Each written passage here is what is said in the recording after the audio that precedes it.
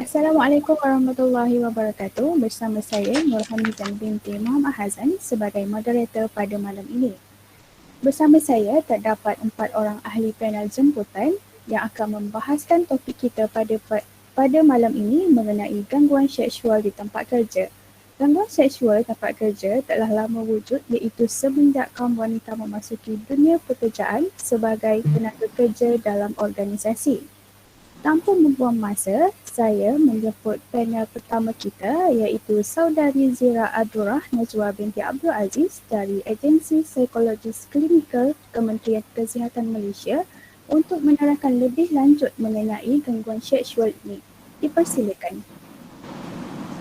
Baiklah, terima kasih kepada moderator kita pada hari ini. Hari ini saya ingin menerangkan kepada semua tentang apa itu gangguan seksual. Gangguan seksual ini boleh didefinisikan sebagai satu perlakuan yang kurang atau tidak disenangi oleh seseorang individu melalui kata-kata, isyarat, sentuhan, psikologi dan visual yang berunsurkan seks. Gangguan seksual ini boleh kita bahagikan kepada beberapa kategori. Yang pertama adalah lisan, di mana penggunaan bahasa lucah melalui perbualan, senaka, membuat bunyi atau persoalan yang berunsurkan seksual. Yang kedua adalah dari segi isyarat, di mana melalui sikap atau perlakuan yang memberi maksud atau gambaran keinginan yang berunsurkan seksual. Ketiga adalah visual, seperti menghantar mesej atau gambar yang berunsur seksual melalui jua peralatan media atau komunikasi. Seterusnya adalah psikologi. Psikologi ini di mana sikap seperti seseorang mendorong, mendesak, mengugut individu yang lain untuk memenuhi keinginan seksual mereka. Dan yang terakhir ialah fizikal, di mana seseorang individu itu mendekati individu yang lain sehingga individu tersebut tidak berselesa seperti memegang tubuh badan mereka atau memeluk dan sebagainya. Terima kasih kepada Saudari Zira. Penjelasan yang cukup menarik dan jelas. Seterusnya, saya mempersilakan panel kita yang kedua iaitu Saudari Nur Balkish binti Abdullah dari Agensi Pembangunan Wanita, Kementerian Pembangunan Wanita dan Keluarga untuk menerangkan punca-punca berlakunya gejala seksual di tempat kerja. Terima kasih saya ucapkan kepada saudari moderator. Saya Nur Balkish binti Abdullah daripada Agensi Pembangunan Wanita di bawah Kementerian Pembangunan Wanita dan Keluarga. Baik, pada pandangan saya, gangguan seksual di tempat kerja ini berlaku disebabkan beberapa faktor seperti faktor kuasa ataupun faktor personaliti yang menarik. Okey, baik. Kenapa saya katakan kuasa itu sebagai salah satu punca gangguan seksual berlaku? Kerana gangguan seksual di tempat kerja berlaku adalah disebabkan golongan atasan yang majoritinya didominasi oleh kaum lelaki. Mereka akan menggunakan kuasa mereka ini untuk mengugut golongan bawahan sekiranya golongan bawahan ini terutamanya wanita, pekerja wanita tidak mahu mengikuti kehendak ataupun arahan mereka. Okey. Kedua, wanita yang berpenampilan moden dan mempunyai personaliti yang menarik juga akan menjadi tarikan dan perhatian kepada rakan sekerja lelaki dan juga pihak atasan. Okay, hal ini kerana mereka menganggap bahawa wanita itu berpakaian seperti itu untuk menggoda mereka. Jadi mereka cenderung untuk melaksanakan gangguan seksual itulah di tempat kerja. Okey, saya rasa itu sahaja daripada saya mengenai faktor berlakunya gangguan seksual di tempat kerja. Saya serahkan kembali kepada saudari moderator. Terima kasih kepada Saudari Balkish. Gangguan seksual ini semestinya mempunyai kesan yang buruk kepada si mangsa. Oleh itu, saya menjemput panel kita yang ketiga iaitu Saudara Muhammad Fauzan Iswadi bin Ramli dari Agensi Jabatan Perkhidmatan Awam bagi menjelaskan apakah kesan-kesan gangguan seksual ini kepada si mangsa. Dipersilakan.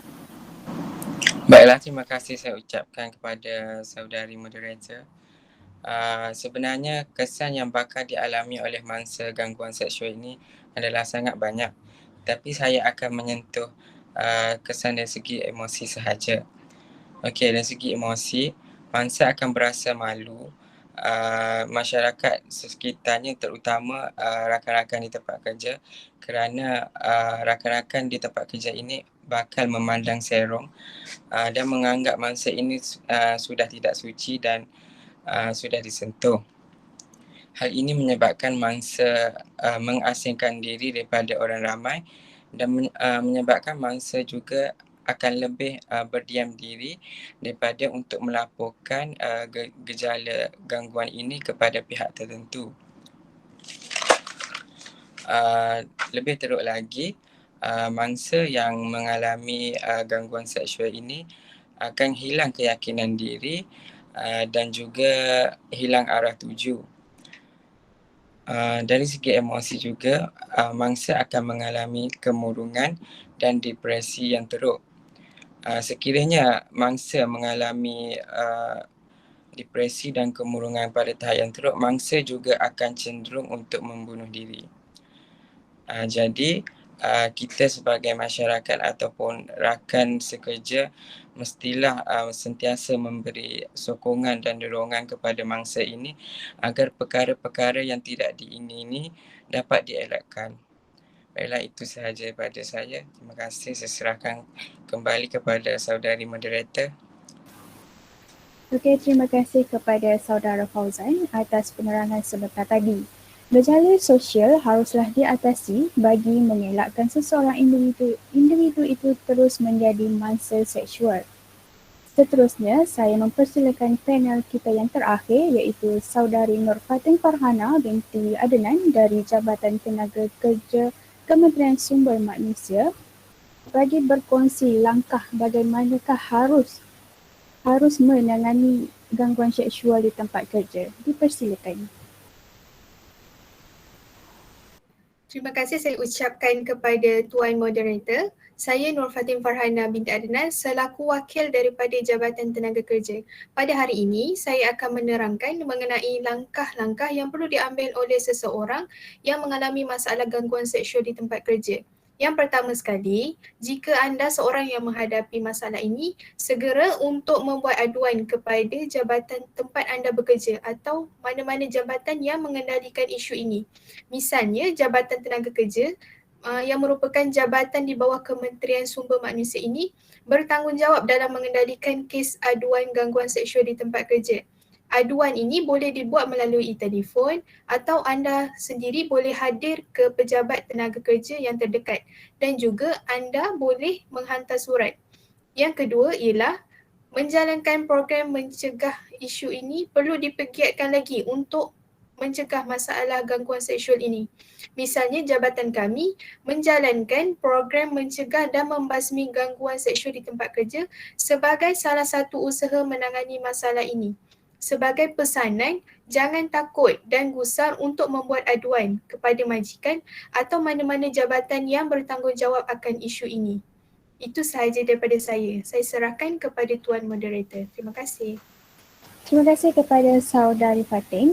Kesimpulannya, gangguan seksual ini merupakan satu bentuk salah laku yang serius di tempat kerja dan ianya boleh dianggap sebagai suatu bentuk diskriminasi seksual kerana mangsa boleh mengalami gangguan emosi dan mental yang serius.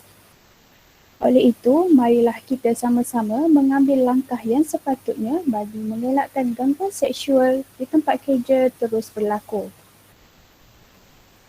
Dengan ini, berakhirlah forum kita pada malam ini. Terima kasih kepada semua ahli panel yang sudi bersama kita berkongsi maklumat mengenai gejala seksual di tempat kerja. Sekian sahaja daripada saya. Assalamualaikum warahmatullahi wabarakatuh.